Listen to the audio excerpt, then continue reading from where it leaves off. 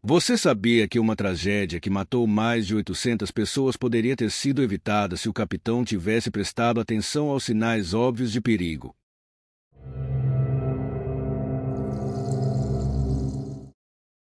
No dia 24 de julho de 1915, o SS Aslan, um navio de passageiros aparentemente preparado para um dia de lazer, virou nas águas rasas do rio Chicago antes mesmo de deixar o cais.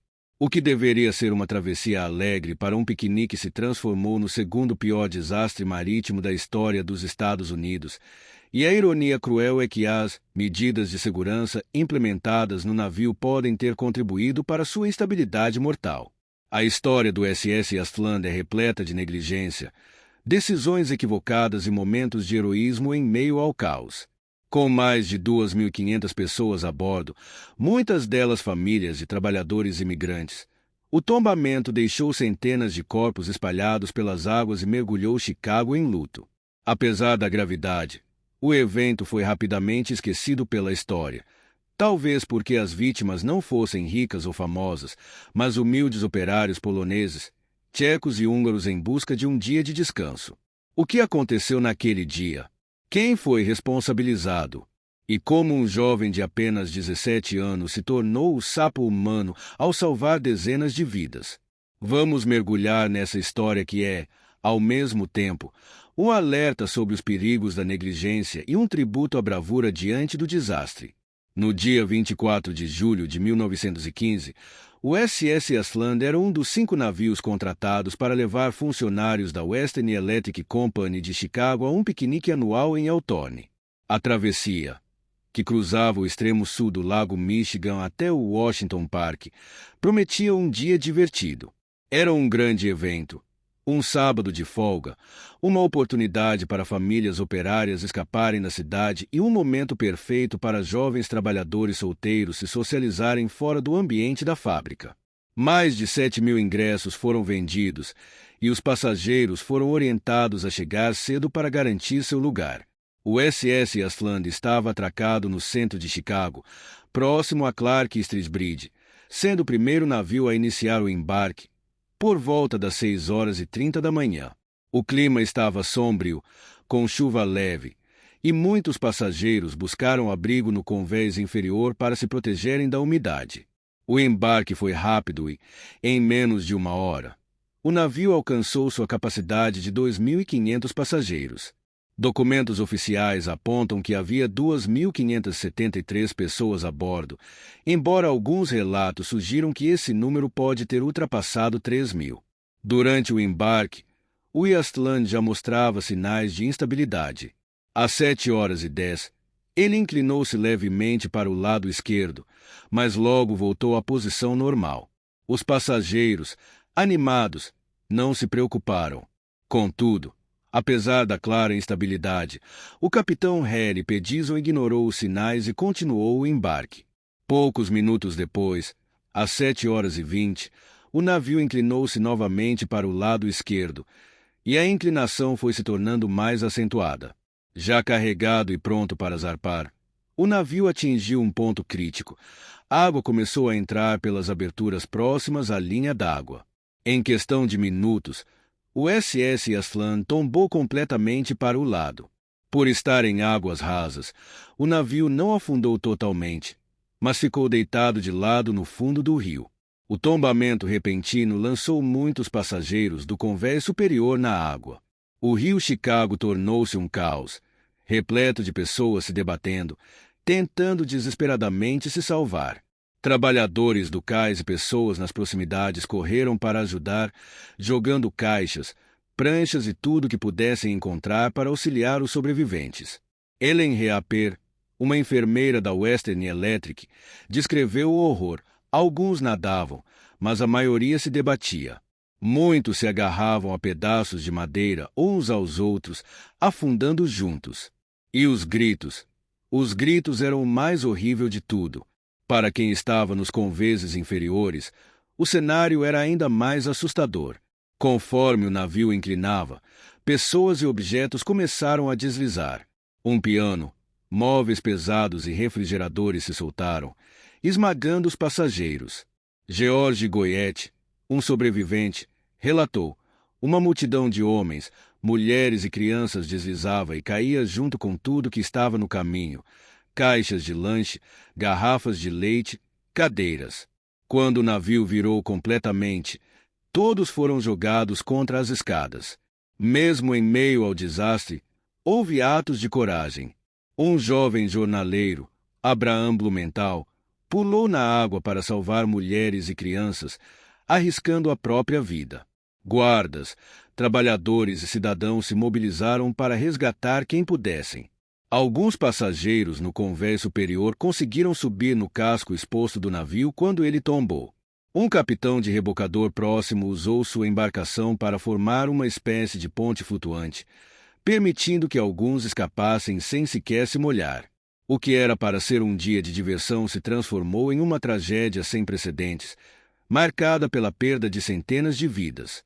Captain Harry P. Dixon, conhecido por ter falhado em emitir qualquer tipo de alerta, continuou o embarque mesmo depois que o Yaslan demonstrou sinais óbvios de instabilidade. Cada vez mais barcos chegavam à cena para ajudar, mas, com o passar das horas, percebeu-se que já não estavam resgatando passageiros desesperados do rio. Em vez disso, estavam retirando apenas corpos sem vida da água.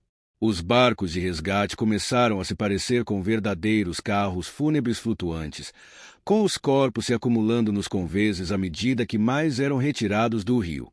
Enquanto isso, gritos, pedidos de socorro e batidas podiam ser ouvidos vindos do interior do navio. Soldadores de empresas de engenharia próximas trouxeram seu equipamento para cortar a estrutura exposta. Concordou-se em abrir seções de aço ao longo do casco para libertar os passageiros sobreviventes, pois a sufocação já era uma ameaça real para aqueles ainda presos. Em um ato de quase inacreditável insensibilidade, o capitão P. Dixon e parte de sua tripulação subiram no casco e ordenaram que os soldadores parassem, alegando que estavam arruinando o navio. Quando ele continuou interferindo nos esforços de resgate, acabou sendo preso pela polícia de Chicago, em parte para sua própria segurança, já que alguns soldadores ameaçavam linchá-lo caso ele não saísse. Ao ser levado, P. Dixon chegou a levar alguns socos da população. Os soldadores abriram buracos no casco virado, e muitos homens, mulheres e crianças foram salvos por essas aberturas improvisadas. Suas vidas foram preservadas graças à rapidez de pensamento dos trabalhadores na margem. Mergulhadores voluntários chegaram para procurar as partes inundadas do Yaslan, mas a esperança de encontrar sobreviventes diminuía a cada hora. Repetidamente, esses mergulhadores desciam para recuperar os corpos. Um jovem de apenas 17 anos, chamado Reggie B.S., chegou ao local, tirou a roupa, ficou apenas de calção e começou a mergulhar. Ele era um nadador excelente. Naquele dia, recuperou mais de 40 vítimas, mergulhando sem equipamento nas profundezas do navio, onde outros mergulhadores não conseguiam chegar. Ele foi forçado a parar quando ficou evidente que estava completamente exausto, correndo o risco de afogamento. Por sua dedicação, os mergulhadores veteranos o apelidaram de sapo humano. Nos dias seguintes, os voluntários foram substituídos por mergulhadores profissionais, que verificaram o navio e o fundo do rio. O número final de mortos foi impressionante: 844 vítimas, com a idade média de apenas 23 anos. Muitas das vítimas eram crianças e adolescentes. Famílias inteiras morreram. E houve muitos casos em que apenas um membro da família sobreviveu, enquanto todos os outros pereceram. O impacto psicológico do desastre foi imenso, tanto para os sobreviventes e familiares das vítimas quanto para os envolvidos nos esforços de resgate e recuperação.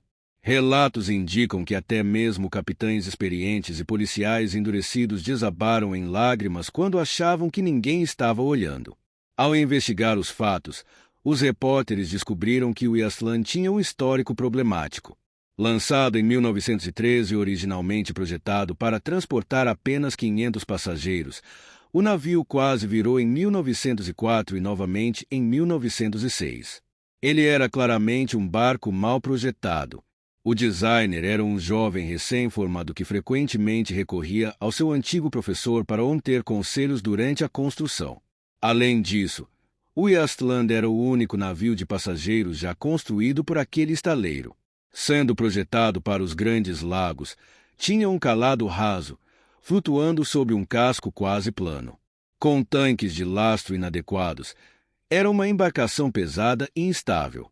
Além disso, após o naufrágio do Titanic, uma nova legislação obrigou todos os navios de passageiros a terem equipamentos salva-vidas adequados para todos os passageiros.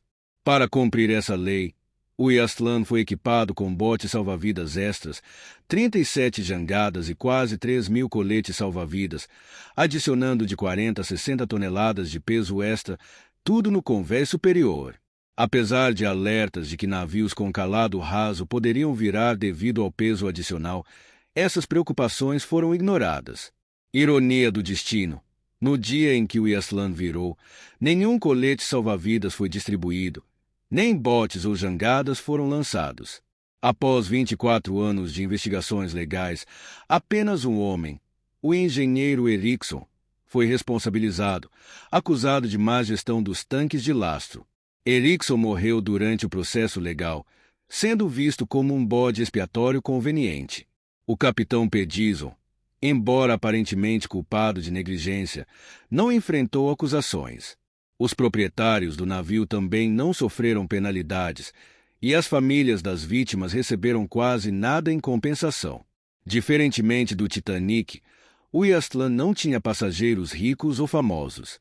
A maioria das vítimas era composta por famílias trabalhadoras de origem polonesa, tcheca e húngara. Esse fato, segundo historiadores, contribuiu para que o desastre do Eastland fosse quase esquecido. O navio foi comprado pela Marinha dos Estados Unidos em 1917, renomeado USS Wilmette, e usado como embarcação de treinamento até ser desmontado em 1946. Hoje, o desastre do Eastland é lembrado por uma simples placa no local da tragédia, no centro de Chicago.